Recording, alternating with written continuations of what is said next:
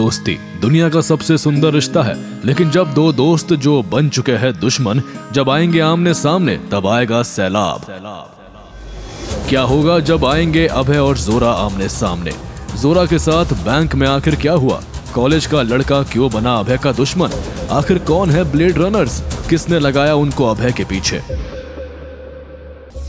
उसी वक्त royal bank में जोरा वेरोनिका के साथ पहुंच गई। जोरा ने कशिश के कैबिन के दरवाजे पर नॉक करके वो अंदर चली गई। अब वो कशिश के सामने खड़ी थी। कशिश बोली, yes ma'am, how can I help you? मुझे एक डायमंड कार्ड चाहिए। कशिश बहुत खुश हुई क्योंकि डायमंड कार्ड का कमीशन बहुत ज्यादा होता था। क्या मैं आपका बैंक स्टेटमेंट देख सकती हूँ? जोरा ने अपना फोन दिखाया। उसके अकाउंट में 2000 करोड़ रुपए थे। मैम आप 2 मिनट रुकिए, मैं आपको अपने बॉस से मिलवाती हूँ। कशिश जोरा को वीआईपी रूम में लेकर गई और वो बाहर चली गई। तभी हंसराज सिंघानिया अंदर आया। जोरा को देख के वो कांप गया। उसने अभय को फोन मिलाने की कोशिश की, लेकिन जोरा ने उसका फोन छीन लिया। आज हमारे बीच जो होगा तुम किसी को नहीं बताओगे, अभय को तो बिल्कुल नहीं। ठीक है जोरा मैम। हंसराज ने कशिश को बुलाया और वो रूम से बाहर चला गया। तभी कशिश रूम में वापस आई। आपने मुझे बुलाया मैम? तुम अभय को कब से जानती हो? आपको अभय सर के बारे में कैसे पता? वो मेरा पुराना दोस्त है। जी मैम। तो आज से तुम मेरी भी हेल्प करोगी। मैं समझी नहीं। तभी जोरा ने अपना डायमंड कार्ड निकाला। ये देख के कशिश चौंक गई। अगर आपके पास पहले से ये कार्ड है तो आपने नया कार्ड क्यों मांगा? मैं बस तुम्हारा एटीट्यूड चेक कर रही थी।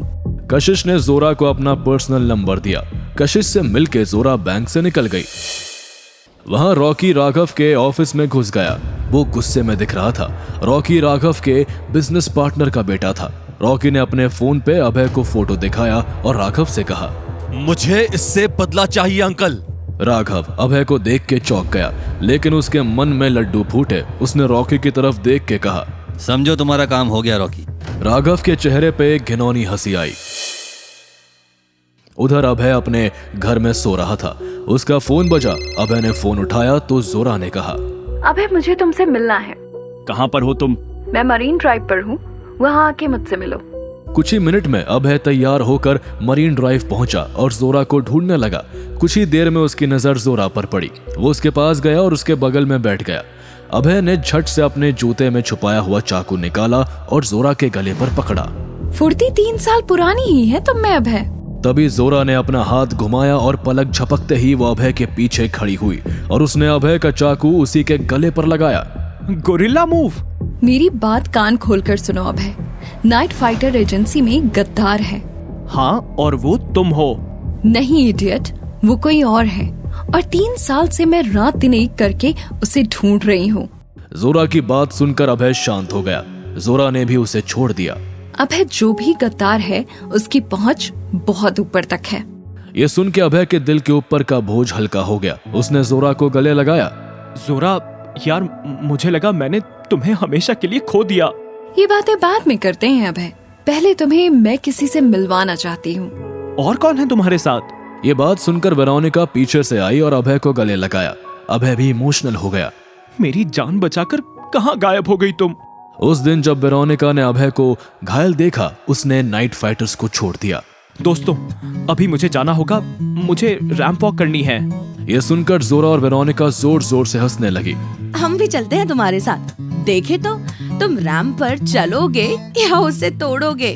सब लोग हंसते हुए वहां से निकल गए। उधर राघव के ऑफिस में उसे उसकी आदमी का कॉल आया। हेलो सर, अभय अभी अभी अपने दोस्तों के साथ कॉलेज के लिए निकल गया है। उनके पीछे ब्लेड रनर्स को भेजो। उसके होते हुए मुझे किस बात का डर? तुम्हें अगर शिकार करना है तो जंगल में 4 नाइट फाइटर्स छुपे हुए हैं, कप्तान, मेहिका, खुशी और टाइगर। अरे ये तो सब मेरे पुराने दोस्त हैं, इनका शिकार करने में मजा आएगा। कौन है वो अननोन आदमी जो पीछे पड़ा है नाइट फाइटर्स के? कॉलेज में क्या होगा? क्या अभय बचा पाएगा खुद को ब्लेड रनर से? जोरा ने कहा हुआ वो गद्दार आखिर है कौन? जानने के लिए देखिए अगला एपिसोड सिर्फ पॉकेट एफएम के YouTube चैनल पर। और बंदा ये बैडास है कि सारे एपिसोड्स को सुनने के लिए डिस्क्रिप्शन में दी हुई लिंक से डाउनलोड कीजिए पॉकेट एफएम ऐप।